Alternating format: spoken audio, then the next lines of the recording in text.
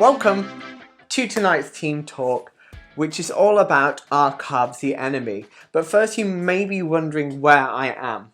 Well, right now I am in my garage because I've been here all weekend for weeks tidying, clearing it out. There's the last few bits to take out because this Tuesday, Joe and Sam from In-House Outhouse are converting this into a PT studio for me to PT my clients because I offer one-on-one personal training, but also this is going to be my brand new virtual studio. So you'll be seeing a lot more of that backdrop, but it'll look very different by the time it is finished. But we are here tonight to talk about Are Carbs the Enemy? So I'm going to start off by explaining what carbs are, or they're basically carbohydrates. We shorten it to carbs because it's a bit of a mouthful, AA. So carbohydrates are one of three macronutrients. These are a type of food that are required in large amounts. We have fats, which we need protein, and we need carbohydrates. So carbohydrates are the main source of energy for our body. They fuel movement, to breathing, anything that the body needs to do that requires energy. Carbs will be broken down into glucose to supply that energy, but it's also used for growth. So it's a really important macronutrient. So how does the body use carbohydrate? So we eat a carbohydrate and the body breaks it down when we digest it into glucose. The body then uses that glucose in the muscles to provide movement, okay? It breaks it down, releases the energy from the carbohydrates, and then we can move our body, our muscles. We can breathe. Any unused glucose is then stored as glycogen in the liver and the muscles for a later date, because you think we don't eat constantly throughout the day, so we always need some in reserve. So when we're getting up from our chair, when we're still breathing, when we're sleeping, our body has that source. But then if we have excessive glucose, or it is then converted into fat. Because if you think back to our ancestry, there were periods of fast and famine, so we needed that layer of fat for insulation, but also to provide energy, maybe when food was scarce. So what are carbohydrates when it comes to food? Well, they can be broken down into two types: simple, which are also known as sugars, and complex, which are known as starches. So complex are preferable, but everything's all about balance. So complex are preferable because it takes the body a longer time to digest and break down complex carbohydrates to release their energy, so we don't get a sudden spike in our blood sugars. And some examples of complex carbohydrates are sweet potatoes, in vegetables, in oats, in bran, in spelt, in beans, in pulses.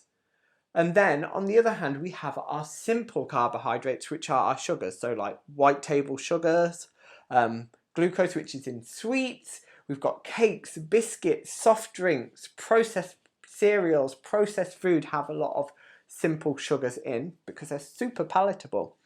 But they cause a sudden rise in our blood sugar level because the body has to do very little to break them down into glucose. So suddenly we have loads of glucose in our system. Basically, insulin is released to help lower that spike.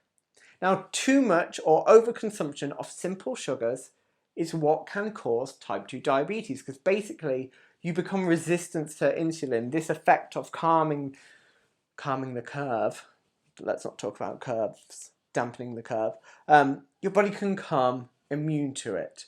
So it's best to mainly eat our complex carbohydrates. It's not to say you only eat them, but that is what we're aiming for because they're often higher in fiber, and fiber is really important for digestion and health overall. As we've said before, the fiber makes it harder for the body to unlock the glucose. So often you'll hear that eating fruit is better for you than drinking fruit juice. Overall, they're kind of the same thing, but if you think about it, the juice is broken down for you. So the body doesn't have to break down all that fiber to release the sugars that are in it because it's already been broken down into a simple juice, a simple sugar. Yes, it's natural, but overall the effect on the body is the same. So I'm not going to talk to you about low or no carbohydrates, because there's often, you know, that phrase, no carbs before marbs, because it's a really quick way to drop weight. And I'll explain to you why.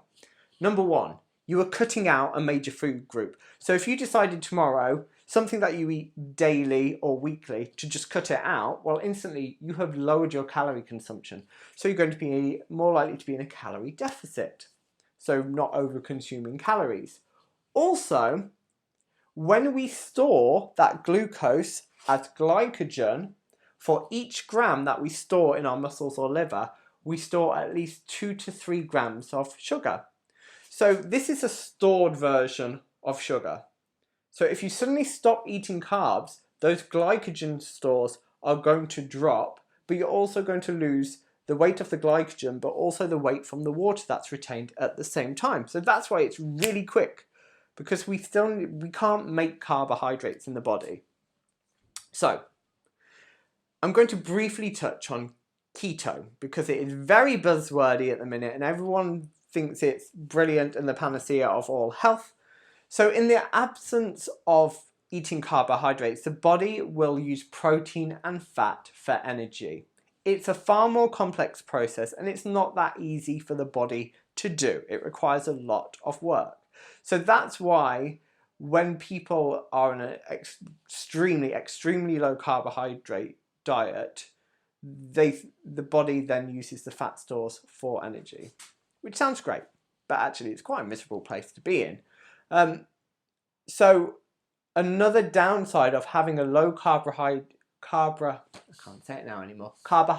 diet is that they're often low in fiber. And as we know, fiber is really important for long-term health. It's really important for your digestive health, for colon cancer, reducing the risk of that. So low and no carb is not always the answer. So as we can see, carbohydrates aren't the enemy. The reason we put weight on, we gain body fat, is simply because, and I say simply, a bit naively, we are consuming more calories than we are using. So we're not in a calorie deficit or on the same level, so it's maintaining. So I hope that makes sense.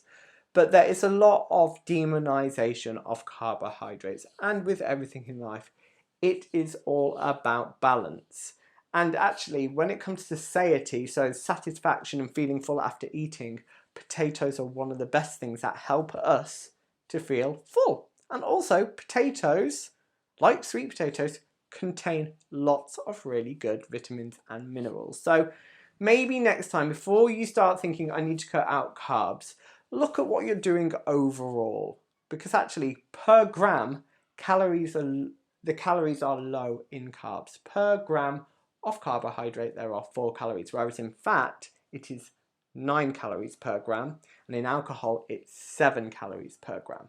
Just put it into context there for you. But anyway, I hope you've enjoyed this little talk about carbohydrates, and it's helped to provide you a little bit of knowledge to empower you to make your own decisions about your eating, to maybe stick away from those fad and sudden and drastic diets, and just think about your health and well-being a bit holistically. Actually, would you be better to reduce the stress in your life and get an earlier night and address those things that have an impact on your long-term health before you suddenly I need to cut out all carbohydrates out of my diet? Okay? Take care, have a brilliant evening, and yeah, watch this space literally transform. So take care. See you all soon. Thank you for tuning in. Goodbye.